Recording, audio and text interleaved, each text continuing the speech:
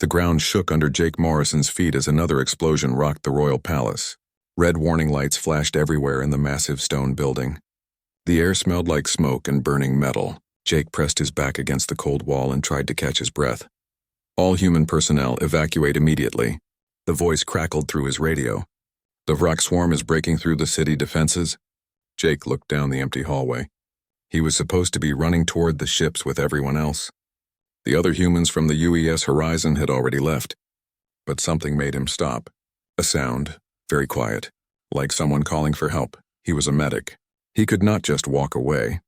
Jake followed the sound deeper into the palace. The beautiful blue walls were cracked now. Pieces of the ceiling lay scattered on the floor. The Zarian people who lived here were gone. They had escaped, or Jake did not want to think about the other option. The sound came again. Definitely a voice. Speaking words he did not understand, but the tone was clear. Someone needed help. Jake turned a corner and saw her. A young Zarian female was trapped under a huge piece of stone that had fallen from the ceiling. Her green scales caught the light from the emergency lamps. She was beautiful in a way that was completely alien to Jake. Her large golden eyes met his, and he saw fear and pain in them. She spoke again in her language. Jake did not know the words, but he understood. She was asking him to help her. "Okay," Jake said softly. "I'm going to help you." The woman looked surprised. Maybe she had not expected a human to stay behind.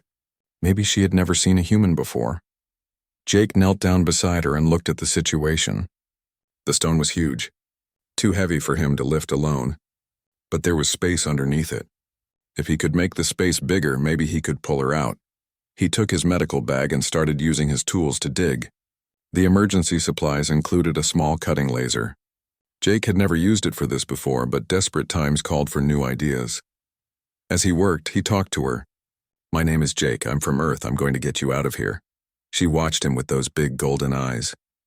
Sometimes she would speak in her language. Her voice was musical even when she was in pain. The building shook again. More explosions.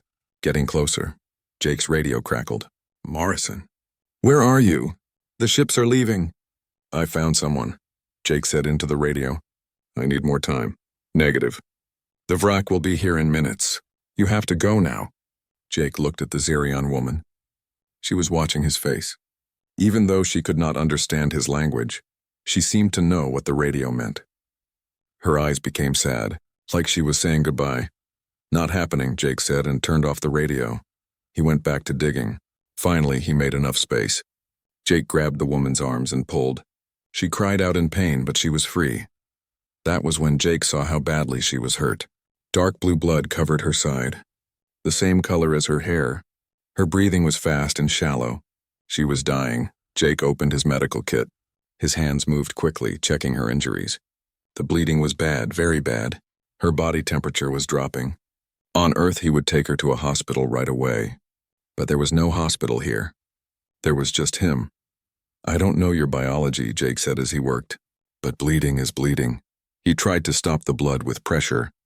It helped a little, but not enough. The woman's eyes were starting to close. Jake could see her life slipping away.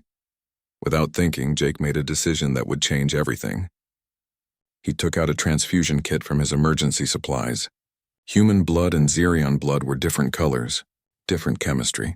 It should not work, but maybe it would work enough. "This might kill you," Jake said, knowing she could not understand. "But you're dying anyway." He connected the transfusion line to his own arm, then to hers. His red human blood flowed into her body, mixing with her blue Zarian blood. For a moment, nothing happened. Then her breathing became stronger. The bleeding slowed down. Her golden eyes opened wide and looked at him with amazement. The building shook one more time. This time it was different, bigger. The whole ceiling started to crack. Jake looked up and knew they were out of time. He disconnected the transfusion and picked up the Zarian woman. She was heavier than he expected, but adrenaline gave him strength. "There's an emergency exit," Jake said, more to himself than to her. 2 hallways down. He ran, carrying her, as the palace began to collapse around them. Dust and debris fell like rain. The emergency lights went out one by one. But Jake kept running. They reached the exit just as the main structure gave way. Jake pushed the woman through the doorway and into the arms of Zarian soldiers who were waiting outside. They had come back for their people. The woman reached out to him as the soldiers carried her away. She said something in her language. Her golden eyes were fixed on his face like she was trying to memorize it. Then the doorway collapsed, and Jake was trapped inside. The last thing he remembered was the smell of smoke and the sound of stones falling. He thought about the woman's eyes and hoped she would live. He never learned her name. He never knew that she was Princess Zarathis, heir to the Zarian throne. But she would never forget his. 3 years had passed since Zarion Prime. Jake Morrison stood in front of the mirror in his small apartment and straightened his new uniform. The blue fabric still felt strange against his skin. Commander stripes on his shoulders caught the morning light. He touched the long scar that ran down his left cheek, a reminder of falling stones and collapsing buildings. The doctors had offered to remove it completely, but Jake chose to keep it. Some memories were worth carrying. His door chimed. Jake opened it to find Commander Lisa Chen waiting in the hallway. She wore the serious expression that meant official business. "Ready for the briefing?" Lisa asked. "As ready as I can be," Jake replied. He followed her down the corridor of the military station. Other officers nodded to him as they passed. Jake was still getting used to the respect in their eyes. The briefing room was full of important people. Admiral Peterson sat at the head of the table. Several other commanders and specialists filled the other chairs. Jake took his assigned seat and waited. "Gentlemen and ladies," Admiral Peterson began, "we're here to discuss Operation Bridge Builder, the most important diplomatic mission humanity has ever attempted." A hologram appeared above the table. It showed the galaxy with different colored sections. Blue for human space, green for the Zarian Empire. Red areas marked Vrak territory. The red was spreading. "The Vrak swarm is growing stronger," the Admiral continued. "They've taken 12 more systems in the past 6 months. Our current defenses won't hold them back much longer." Jake studied the map. The red areas were like a disease spreading across the stars. He remembered the attacks on Zarion Prime. The screams. "The smell of burning cities. We need allies," Admiral Peterson said. "The Zarian Empire has the strongest military in this sector, but they've refused all previous alliance offers. They don't trust easily." Commander Chen stood up. "That's where we come in. Intelligence reports suggest the Zarians have developed a new interest in humans, specifically in human medical techniques and," she paused, "human courage." Jake felt eyes turning toward him. He kept his face calm, but inside his stomach twisted. He knew why they were looking at him. "The incident on Zarion Prime 3 years ago," Admiral Peterson said. "It changed something. The story has spread throughout Zarion space. They're calling it the legend of the human healer." "Sir, with respect," Jake said, "I was just doing my job." "That's exactly why they want to meet with us," Commander Chen replied. "They've studied our species since then. Human behavior during crisis situations. Our willingness to help strangers. They find it fascinating." The hologram changed to show a massive ship. It was beautiful and terrible at the same time. Crystal structures that looked grown rather than built. Weapons that could destroy planets. "The Crystal Dominion," Admiral Peterson said. "The Zarion flagship. Crown Princess Zarathis will be leading their negotiation team." Jake's hand moved unconsciously to his scar. Something about that name felt familiar, but he could not place it. "Our team will be small," Commander Chen continued. "Commander Morrison is Chief Medical Officer and Cultural Liaison. Captain Ryan Walsh is Military Advisor. Dr. Emma Clark as Xenobiology Specialist. And Ambassador Kate Phillips as Lead Negotiator." Jake looked around the table at his new teammates. Captain Walsh was a career soldier with kind eyes and steady hands. Dr. Clark was young but brilliant, with more degrees than anyone needed. Ambassador Phillips had negotiated peace treaties with 4 different species. "Why me?" Jake asked. "There are better diplomats. Better doctors," Admiral Peterson smiled. "Because you're the one who stayed behind. You're the human who sacrificed everything for someone you didn't even know. That means something to them." The briefing continued for 2 more hours. They studied Zarion culture, language basics, and protocol. Jake learned that the Zarians valued honor above everything else. They had complex rules about debt and obligation. They were proud, intelligent, and had never been conquered. After the meeting, Jake walked to the observation deck. Through the massive windows, he could see stars stretching into infinity. Somewhere out there was Zarion space. Maybe the woman he had saved was still alive. Dr. Clark joined him at the window. "Nervous?" she asked. "Terrified," Jake admitted. "Good. That means you understand how important this is. Emma looked out at the stars. Do you ever wonder what happened to her? The person you saved? Jake had wondered. Every day for 3 years. I hope she lived. I hope she had a good life. The medical data from that incident is fascinating, Emma said. Your blood shouldn't have been compatible with Xerion biology.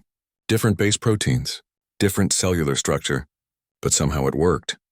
Lucky guess, Jake said. Maybe. Or maybe there's something about human biology we don't understand yet. Emma turned to look at him. Did you know that Xerion medical teams have been requesting human consultation on difficult cases? They want to learn our techniques. Jake did not know that. He had been busy with recovery and training. The galaxy moved fast, and sometimes information took time to reach everyone. There's something else, Emma continued. The princess you saved. She's become something of a legend herself. They call her the twice-born princess, saved by alien blood and alien courage. Do you think she remembers? Jake asked. I think she'll never forget. 2 days later, they boarded the UES Harmony.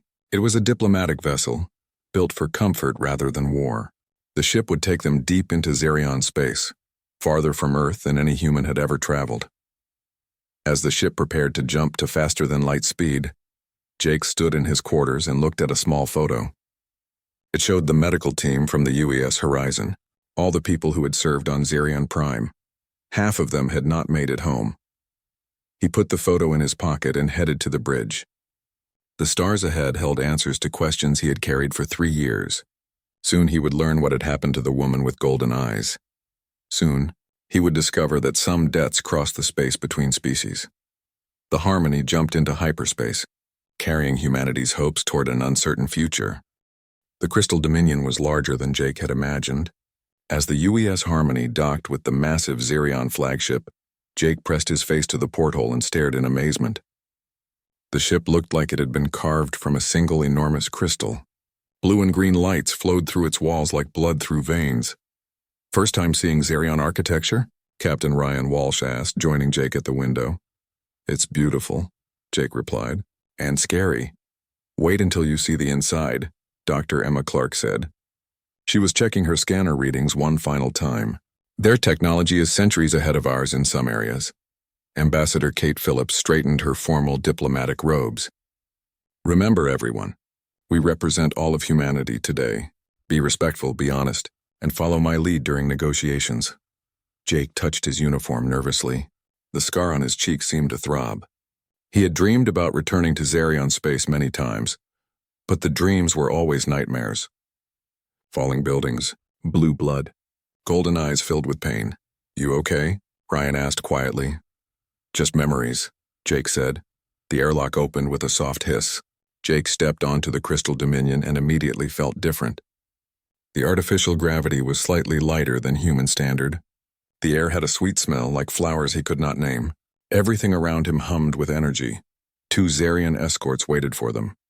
They were tall and elegant, with scales that shifted color in the light. They wore formal robes that seemed to be made of living metal. When they spoke, their voices were musical. Welcome aboard the Crystal Dominion, one of them said in careful English. I am Navigation Commander Veltar. This is Science Officer Kexana. Crown Princess Zarathis is waiting in the Grand Council chamber. They walked through corridors that curved like the inside of a seashell. Jake saw other Xerions as they passed. Some stopped to stare at the humans.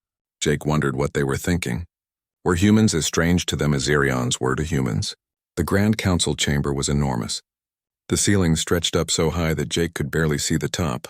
Crystals embedded in the walls cast rainbow patterns everywhere. A long table made of polished stone sat in the center of the room. The Crown Princess will arrive shortly, Commander Veltar said. Please be seated. Jake took his assigned chair and tried to stay calm. His heart was beating fast. In a few minutes, he would meet the leader of the most powerful military in the galaxy, the person who would decide if humanity lived or died in the coming war. The doors at the far end of the chamber opened. A group of Xerion officials entered first. They wore elaborate robes covered in symbols that Jake could not read. Their scales were darker colors, purple, deep blue, silver. These were clearly important people. Then she entered. Crown Princess Zarathis was stunning. Her scales were the color of emeralds, shifting between green and gold as she moved. She was tall and graceful. walking with the confidence of someone born to rule. Her eyes were large and golden, just like... Jake's breath caught in his throat. The princess took her place at the head of the table. She looked at each human in turn, studying them with intelligent eyes. When her gaze reached Jake, she paused for just a moment. Then she continued to Ambassador Phillips. "Welcome to the Crystal Dominion," Princess Zarathus said. Her English was perfect with only a slight musical accent. "I am Crown Princess Zarathus, military commander and heir to the Zarian throne. We are pleased to meet with representatives of humanity." Ambassador Phillips stood and bowed formally. "Your Highness, I am Ambassador Kate Phillips. Thank you for agreeing to these negotiations. May I present my team?" She introduced each human. Captain Walsh nodded respectfully. Dr. Clark gave a slight bow. When Phillips reached Jake, she said, "Commander Jake Morrison, our Chief Medical Officer and Cultural Liaison." Jake stood and bowed. As he straightened, a strange thing happened. The air circulation system in the chamber shifted, carrying his scent across the room. Princess Zarathus froze. Her golden eyes locked onto Jake's face. Her mouth opened slightly. One of her hands gripped the edge of the table so hard that her knuckles turned white under her scales. The other Zirion officials noticed immediately. Commander Veltar leaned forward with concern. "Your Highness? Are you well?" The princess did not answer. She was staring at Jake like she had seen a ghost. Her breathing had become fast and shallow. Jake could see her chest rising and falling under her formal robes. "Princess?" Ambassador Phillips asked carefully. "Is something wrong?" Slowly, Princess Zarathus raised one hand to her side, to a spot just below her ribs. Jake knew that gesture. He had seen injured people touch old wound sites when they remembered trauma. The princess spoke one word in the Zirion language. It sounded like a question, like a name she was afraid to say. Dr. Clark checked her translation device. She said, "Healer." Jake felt the world spinning around him. Golden eyes, green scales. The same face he had seen in those last moments before the palace collapsed. Older now, stronger, but unmistakably the same person. "It's you," Jake whispered. Princess Zarathus closed her eyes. When she opened them again, they were bright with unshed tears. She spoke again, this time in English. "I know your scent," she said, her voice barely above a whisper. "I have carried it in my memory for 3 years. The scent of courage, of sacrifice, of the alien who refused to let me die." The council chamber fell silent. Jake could hear his own heartbeat, could hear the soft hum of the ship's engines, could hear Princess Zarathus breathing across the table. "You stayed," she continued, "when your own people called for retreat, when the palace was falling, when any rational being would have run. You stayed." Jake found his voice. "I couldn't leave you there. Why?" The princess leaned forward. "I was nothing to you. A stranger, an alien. Why did you risk your life?" Jake thought about the answer. He had asked himself the same question many times over the past 3 years. "Because it was the right thing to do." Princess Zarathus smiled. It was a beautiful smile, sad and grateful at the same time. That is the most human answer possible. The other Zarian officials were looking back and forth between their princess and Jake.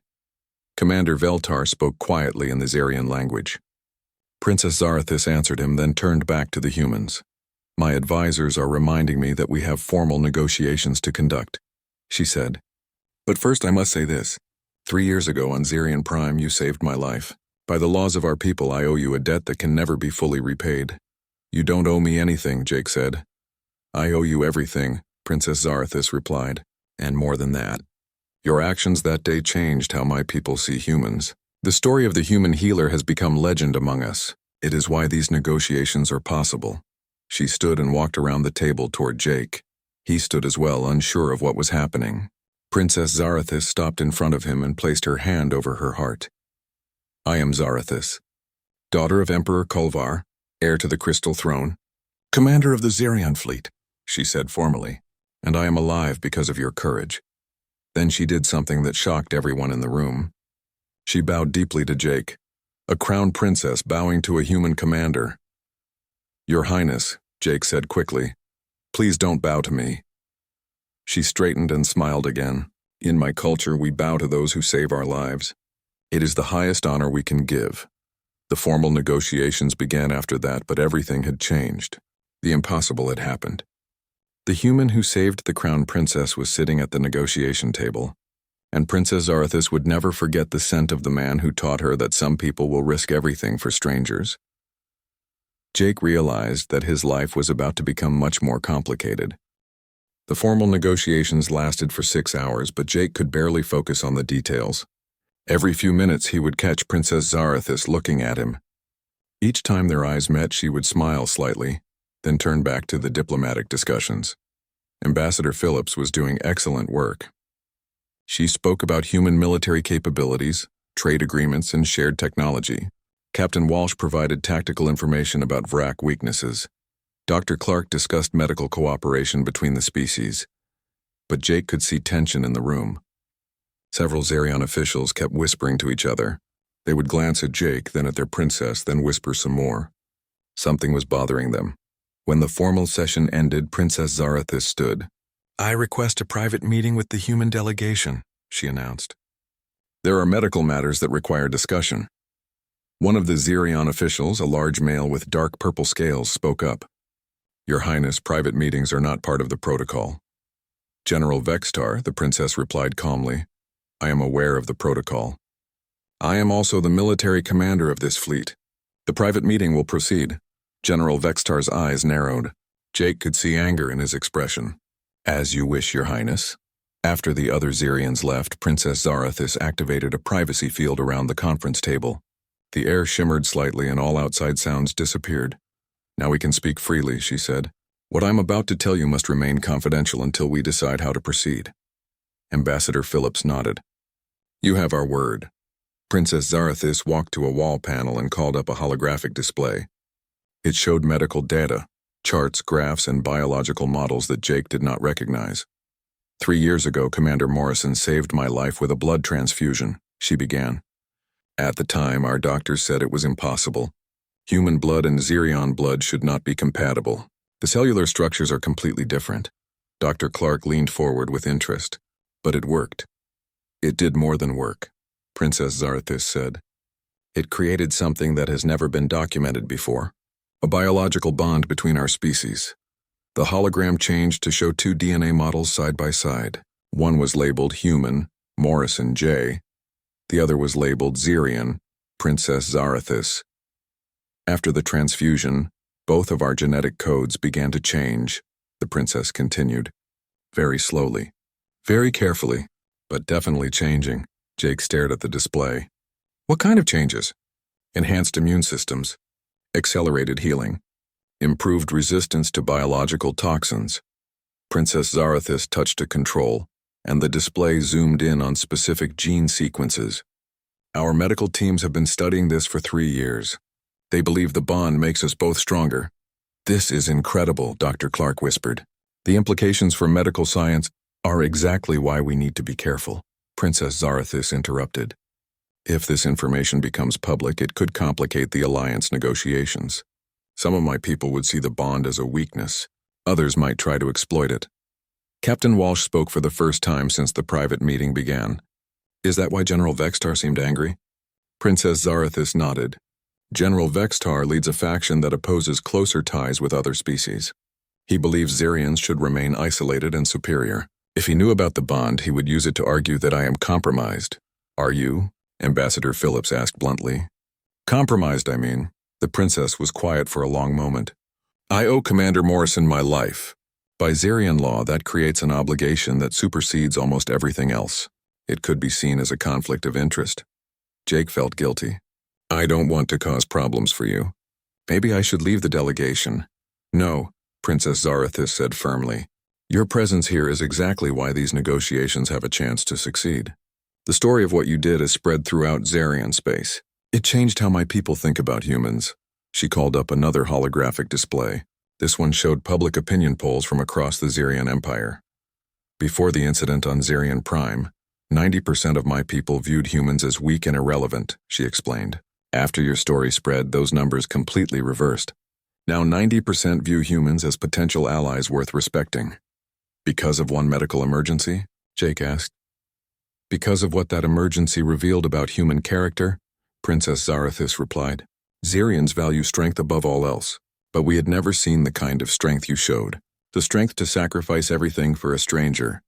Dr. Clark was still studying the medical data. Princess, have you experienced any unusual symptoms since the transfusion? Changes in physical abilities or sensory perception? My healing rate increased by 40%. My immune system can now resist toxins that would kill most Xerions. And, she paused, looking slightly embarrassed, I can detect human emotional states through scent markers, particularly Commander Morrison's. Jake felt his face turning red. You can smell my emotions? It is not unpleasant, Princess Zarathis said quickly. It is actually quite fascinating. Humans broadcast much more emotional information than Xerions realize. What about Jake? Captain Walsh asked. Has he experienced similar changes? All eyes turned to Jake. He thought about the past 3 years. I have been healthier than usual. Faster healing. I haven't been sick once since Xerion Prime. Dr. Clark made notes on her scanner. We need to run detailed medical scans on both of you. This could be the breakthrough that changes everything. It could also be the problem that destroys everything, Princess Zarathis warned. If General Vexitar discovers the bond, he will claim that I cannot negotiate fairly with humans. He might even challenge my authority to lead these discussions. Ambassador Phillips frowned. How much support does he have? Enough to cause serious problems. Xerion politics are complicated. The old guard believes in isolation and superiority. The younger generation is more open to alliances. I represent the younger view, but I am still young for a ruler. My authority is not absolute. Jake felt worse by the minute. So my being here might actually hurt the alliance? Princess Zarathis walked over to him. Commander Morrison, may I speak with you privately for a moment? The others moved to the far end of the room. Princess Zarathis activated a smaller privacy field around just her and Jake. I need you to understand something, she said quietly. 3 years ago, you made a choice that defined who humans are in the eyes of my people. Today, you are making another choice. Will you trust me to handle the politics while you focus on representing your species? I trust you, Jake said without hesitation. Good. Because there is something else you need to know. The bond we share, it is more than medical. I can sense when you are in danger. When you are afraid. When you are determined to do the right thing. She smiled. That is how I knew it was you before you ever spoke. Your emotional signature is as unique as your scent. Is that normal for Xerions? Nothing about this situation is normal, Princess Zarathis admitted. But I believe it happened for a reason. The galaxy is facing its greatest threat. Perhaps the bond between us is meant to be the bridge between our species. A soft alarm chimed. Princess Zarathis checked her communication device and frowned. What is it? Jake asked. Vrak scouts have been detected 3 systems away from here, moving in this direction. She deactivated the privacy field and addressed the whole group. I am afraid our negotiations must be accelerated. We may not have as much time as we hoped. General Vextar's voice came over the communication system. Your Highness, please report to the command center immediately. We have a situation. Princess Zarathis looked at Jake one more time. The real test is about to begin. The command center of the Crystal Dominion buzzed with activity. Xerion officers worked at stations that looked like sculptures made of light and crystal. Holographic displays showed star maps with moving dots of red approaching their position. Report, Princess Zarathis commanded as she entered with the human delegation. General Vextar pointed to the main display. 15 Vrak bioships approaching fast. They will reach us in 2 hours. Jake stared at the enemy vessels on the screen. They looked like enormous insects made of metal and flesh, weapons that grew instead of being built. Ships that were alive and hungry. How did they find us? Captain Walsh asked. Unknown, General Vextar replied. His purple scales had darkened with anger. Perhaps they followed the human ship here. That is enough, Princess Zarathis said sharply. We will not assign blame while the enemy approaches. What are our defensive options? We can fight, General Vextar said. The Crystal Dominion is powerful, but 15 bioships. It will be difficult. We can run, another officer suggested. Jump to hyperspace and continue negotiations elsewhere. Running will make us look weak, General Vextar argued. The Xerion Empire does not flee from parasites. Princess Zarathis studied the tactical display. Jake could see her mind working, considering options. There is a third choice, she said finally. We use this attack as an opportunity. Your Highness? General Vextar looked confused. Think about it. The Vrak are the reason we need this alliance. If we can fight them together, Humans and Xerians side by side, it will prove the value of cooperation. Dr. Clark stepped forward. Princess, I've been analyzing the medical data from Commander Morrison's bond with you. I think there might be something important we haven't considered. What kind of something? Princess Zarathis asked. Emma activated her portable scanner and projected her findings. The Vrak use biological parasites to control their victims. They inject them through their weapons. But look at this. The display showed biological models of Vrak parasites trying to attach to different cell types. Most succeeded easily, but when they encountered cells from Jake or Princess Zarathis, they failed. The bond between you two has created an immunity, Emma continued. The parasites cannot attach to your modified cells. Jake felt a chill run through him. You mean we're immune to Vrak infection? Both of you, and possibly anyone who receives transfusions from either of you, General Vextar scoffed. This is speculation. We cannot base military strategy on unproven theories. Then let's prove it, Jake said. Everyone turned to look at him. I volunteer to test the immunity. Absolutely not, Princess Zarathis said immediately. Think about it, Jake continued. If we're right, this could change everything. The Vrak's main weapon would be useless against us. And if we're wrong, you die horribly, Captain Walsh pointed out. People are dying horribly every day because of the Vrak, Jake replied. If there's a chance to stop them, we have to take it. Princess Zarathis was quiet for a long moment. Jake could see conflict in her golden eyes. Finally, she spoke. There is a way to test this safely. Vrak prisoners in our detention levels. We can expose you to isolated parasites in a controlled environment. Your Highness, General Vextar protested. This is madness. You would risk the heir to the throne, and a human diplomat on a theory. I would risk everything to save billions of lives, Princess Zarathis replied. Prepare the testing facility. 1 hour later, Jake stood in a medical isolation chamber deep in the Crystal Dominion. Through the transparent walls, he could see Princess Zarathis, Dr. Clark, and several Xerian medical officers. They all wore protective suits. Are you ready? Dr. Clark asked through the communication system. Jake nodded. Let's do this. A mechanical arm extended a small container into the chamber. Inside was a single Vrak parasite, writhing like a tiny snake. Jake had seen what these things could do to people. They burrowed into the brain and took control, turning victims into Vrak slaves. Exposing the test subject now, Dr. Clark announced. The container opened. The parasite immediately sensed Jake's presence and launched itself at his arm. Jake tried not to flinch as it struck his skin. For a moment, nothing happened. Then the parasite began to shrivel and die. Within seconds, it was just a dried husk on Jake's arm. Incredible, one of the Xerian doctors whispered. It's working, Dr. Clark said. The immunity is real. Princess Zarathis activated the chamber's cleaning system and entered as soon as it was safe. How do you feel? Fine, Jake said. Better than fine, actually. I feel energized. The bond is adapting, Dr. Clark observed from her scanner readings. Each exposure to Vrak biology makes you both stronger. An alarm sounded throughout the ship. All hands to battle stations, came the announcement. Enemy contact in 30 minutes. They rushed back to the command center. The Vrak bioships were visible now, dark shapes against the stars. As they watched, the enemy vessels began to change form, growing new weapons and armor. Conventional tactics will not work, General Vextar admitted. The Vrak adapt too quickly. Then we try unconventional tactics, Princess Zarathis said. She turned to the human delegation. Captain Walsh, what would human military doctrine suggest in this situation? Ryan thought for a moment. Small unit infiltration. Get aboard one of their ships and disable it from the inside. But with Vrak parasites, it would be a suicide mission. Not for us, Jake said, understanding the plan. Princess Zarathis and I can board a Vrak ship safely. The two of you against an entire bioship? Ambassador Phillips shook her head. It's too dangerous. It's our best chance, Princess Zarathis replied.